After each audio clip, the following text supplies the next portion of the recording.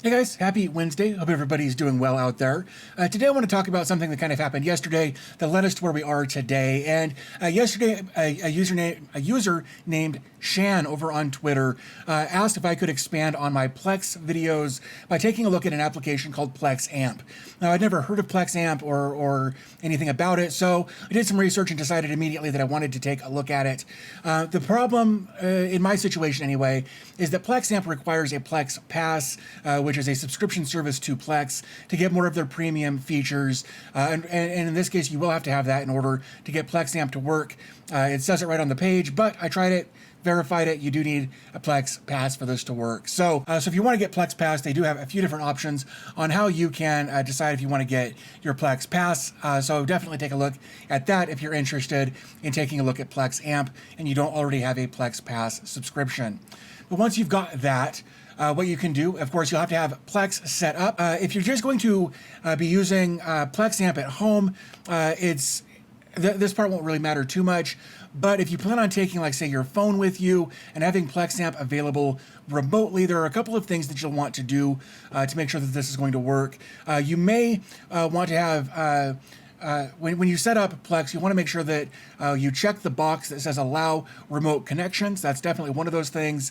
If your network supports UPnP, which is the universal plug and play configuration, then you shouldn't need to do much beyond that. But if you wanted to make sure that it was as seamless as possible, you could also make sure that you forward port 32400 or 32400 from your modem or router over to your server. That's the port that Plex uses. So that you could go over that route if you wanted to do that as well, just to make sure that you've got a seamless access experience for Plexamp. So if we come over here and we take a look, here we can see my music library pops up there. I don't have much in here. I just downloaded some stuff for the sake of these types of videos. So once we've got Plex set up, the next thing we want to do is come over here to Plexamp. You can read about Plexamp, but basically, to sum it up, it is a desktop application for listening to your Plex, or the music that you have on Plex, without having Plex open in a browser window, taking up RAM, especially if you're a Chrome user. RAM is kind of a vital thing, and Chrome likes to use way too much of it. So Plexamp is a great desktop alternative to having your browser open to listen to music. Now, I will say that this is only good for music. This won't work for media as far as like TV shows, movies, things like that. This is just a music player. So if we scroll all the way down, of course, you can come read this. I will have links to all of this in the description down below. But basically, once you come down to here, you can see that it's available everywhere you are, also on Linux. So you've got an iOS option where you can download from the App Store. Android, same thing, App Store. Mac OS, you can download the files for that. Windows, I've already downloaded. Whoops. And Linux, you can download the app image for that. So there are a few different ways that you can install this. Of course, we're going to take a look at Windows here. So let's go ahead and actually do that now. I've downloaded this file, and then I've installed it. So here we are. There's a couple of different ways you can do this. You can sign in with your Plex username and password, or if you're lazy and like to do things the easy way, you can click right here where it says sign in with browser. So we'll go ahead and do that. It said, hey, do you want to sign in with this account? I do. So I'm going to go ahead and sign in. Give this just a second. And right there, it found my Bruce Banner server, so that's good to go. So we can go and click on continue. And there is the homepage where it shows stuff that I played recently, music that I've added recently, playlists that have been added recently, and then some stations that it has kind of put together based on, I believe, our listening experience. I haven't played too much with this, but that kind of looks like what it's doing there. So let's go ahead and go back. And then, of course, there's some history as far as music that I have played. But let's go ahead and pause that and take a deeper look into some of these other tabs across the bottom, like the little music icon right there. Lets us break things down by artists, albums, compilations, tracks, playlists, genres, styles, moods, record labels, and folders. So we've got quite a few options in there, but if we wanted to, just as an example, take a look at artists. Let's scroll down just a little bit. Let's go ahead and take a look at Tool here. And here we can see that it's got 10 albums. We could just click right here, play a Tool station if we wanted to do that. I really actually do dig that they've got that ability in there. So let's come back. Let's pause that. Or you could just go into any of these individual albums, and from there you could play these individual songs. You could say play it now, play it next, add to a queue, add to a playlist, or go to the artist. Or you can rate individual songs to help the system generate playlists based on the kind of music that you like the most and the tracks that you like the most. So real cool, robust, lots of features in this tiny little interface here. So that's kind of how this works. Of course, you could put it on shuffle if you wanted to do that, and it would just play whatever order that happened to be in. I'm going to go ahead and pause that. Of course, we've got a search function here. You could look at top artists, albums, best of. You could look at recent searches, or you could just search for whatever you wanted to search for up here.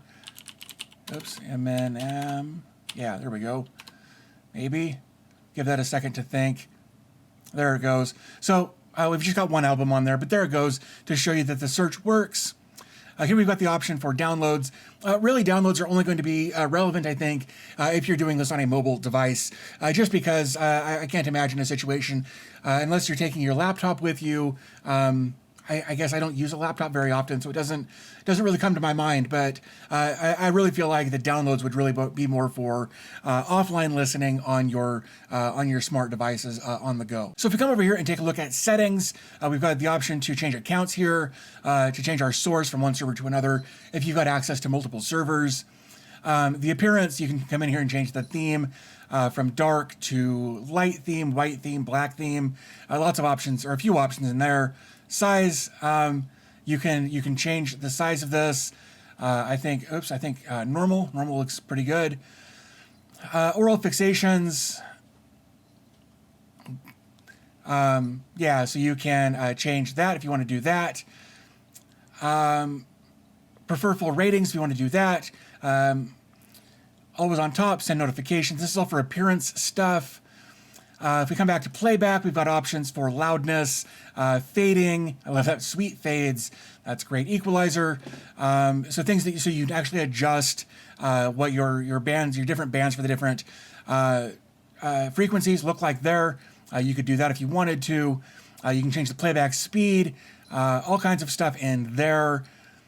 Music quality.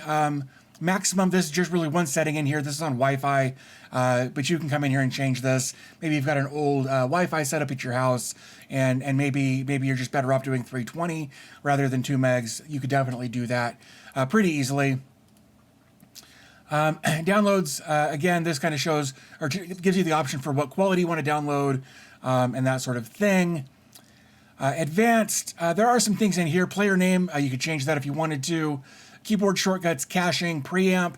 If you wanted to give your music a little boost, maybe you just need a little more volume, you can do that with the preamp. If you do that, I would encourage you to enable the limiter to make sure that it doesn't clip as much as it probably would. Otherwise, you can change the conversion bitrate, or you can reset everything to default there. Oh, come on. There we go. And then about, just some information about Plexamp. I was actually surprised. I thought Plexamp was just going to be a community edition, something that, a person or a team of people came up with outside of Plex, but Plexamp is actually part of Plex. So this is an official release from the Plex community. So I think that pretty much covers everything as far as the desktop experience is concerned. Next, I want to take a look at the mobile version for Android. The one thing I will say is when you set this up, or when you set up Plex, and if you have a plan to use Plexamp remotely, there's a couple of things. Of course, like I said, you'll need the Plex Pass. That's kind of a given. But when you set this up, you'll want to make sure that you set Plex to have remote access if you want to be able to have your music with you when you're out and about and doing things. So there's an option when you first set up Plex to allow for remote connections. And under normal circumstances, that should be all you'll have to do, as long as your network supports the universal plug-and-play configuration, or the UPnP. If it doesn't, you could also port forward port 32400 from your modem and router over to your server. That's the port that Plex uses for media streaming. So those are a couple of options as far as what you could do there.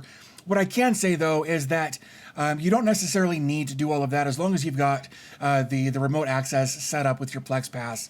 I was able to switch to a remote network with my phone and stream from my server to my phone without any issues. I will say though, the initial connection did take a little longer than normal. So with that being said, let's go over and switch over to my phone and take a look at what that experience looks like. Okay, so here we are on my phone. We can see Plexamp is right here. So we'll go ahead and launch this. Okay, so here we are on my phone's, let's call it desktop, I suppose. This is the home screen for Plexamp.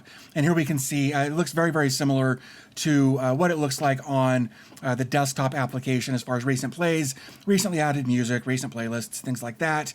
This is all very, very similar, and I think they've done a great job as far as keeping things consistent from the desktop app on Windows to the Android app. So if we come over to here, we can take a look at artists. We can come in here and take a look at Green Day. I think I've just got one album of theirs in here. Yeah, just their most recent one. But here you can see that it's got the album at the top, and below that it's got their 5 most popular tracks off that album, or in this case, on the server, the 5 most popular tracks. If you wanted to, you could come in here and take a look at the full album, and you could just click play, and then it would just play the music as you would expect it to. So let's go back. Oops. So, of course, it's all going to be basically the same as far as that's concerned. We can go ahead and take a look at albums, things like that. We can search just like you would expect.